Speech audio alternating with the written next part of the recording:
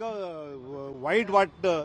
आणि मी 40 वर्ष राजकारणात एक दमडी कधी वाटली नाही. मी हितेंद्र ठाकूरांचं मत विधान परिषद मिळवलेलं आहे. मला नंतर बाहेर पडताना हितेंद्र ठाकूर आणि यांनीच सोडलेलं आहे. त्यामुळे शंका आली असेल त्यांनी केलं असेल.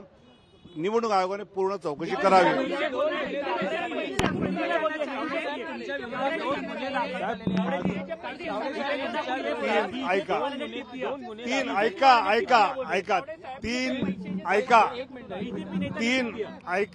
तीन तिथे FIR दर्ज झाले. एक दर्ज झाला की आम्ही दोघांनी मिळून प्रेस कॉन्फरन्स घेतली. दुसरा दर्ज झाला की मी माझा मतदारसंघ नसताना तिथे गेलो. तिसरा झाला की हितेंद्र ठाकूर मतदारसंघ नसताना तिथे आले. हे 3 FIR आहेत. पैशाचा एकही FIR नाही. पैशाविषयीच्या सगळ्या बातम्या खोट्या आहेत. पूर्णतः खरं त्यातलं काही नाही.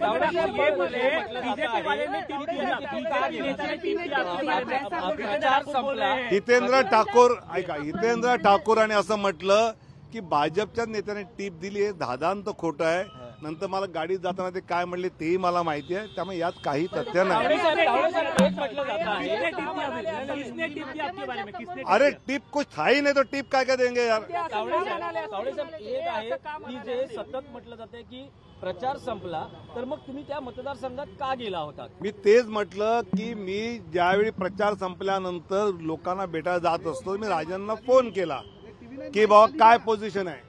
तर ते म्हणजे चांगलं चाललंय. आम्ही जरा काही जण बसलो तर चहाला या. तर मी चहाला गेलो. इतकं साधं सोपं जे मी गेल्या 25 निवडणुकात करत आलेलो आहे.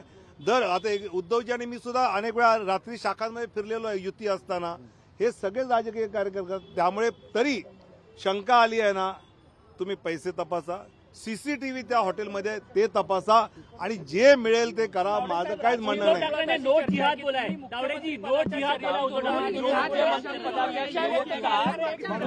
मुख्यमंत्रीपदाच्या शर्यतीत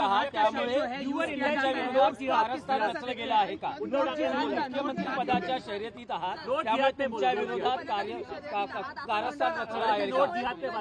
मुख्यमंत्री पदाच्या शर्यतीविषयी मी म्हटलं की माझं ओनली राष्ट्र नो महाराष्ट्र. आणि याला मुळात पक्षात पण कोणाला माहित नाही की मी तिकडे आज जाणार आहे. त्यामुळे असा काहीच विषय नाही. धन्यवाद. तर ते चुकीचं गेलंय. गलत आहे. काहीच नाही.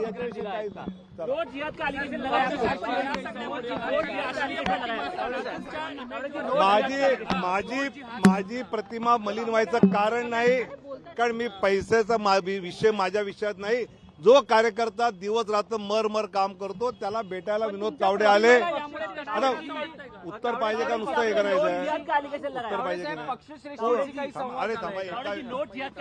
अरे सुनो, एक समय पे एक बोलेंगे तो बोलूंगा. तो मैं जा रहा हूँ.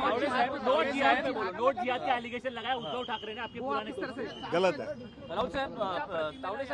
अरे अजिबात. माझी प्रतिमा मी 40 वर्ष राजकारणात एक दमडीचं राजकारण केलं. पैसे कधी वाटले सगळ्यांना माहिती आहे.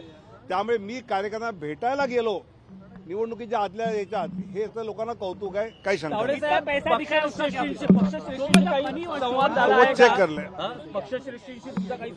यात काही व्हायचं काही दिलेलं आहे ना काही गरज नाही.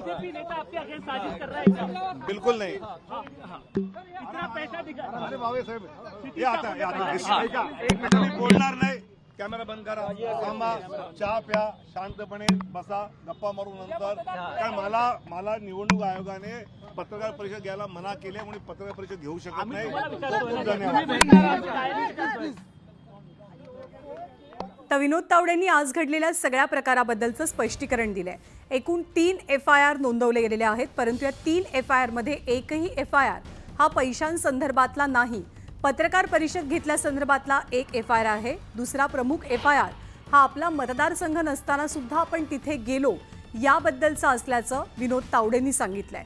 नोट जिहाद या उद्धव ठाकरेंच्या वक्तव्यावरती सुद्धा त्यांनी टिप्पणी करत हे सगळं काही झूट आहे, हे सगळं काही खोटं आहे असं म्हटलंय. आपण कार्यकर्त्यांना केवळ मार्गदर्शन करण्यासाठी आणि भेटण्यासाठी तिथे गेलेलो होतो. चहा पिण्यासाठी गेलो होतो. विनोद तावडे होते वाडा परिसरामध्ये.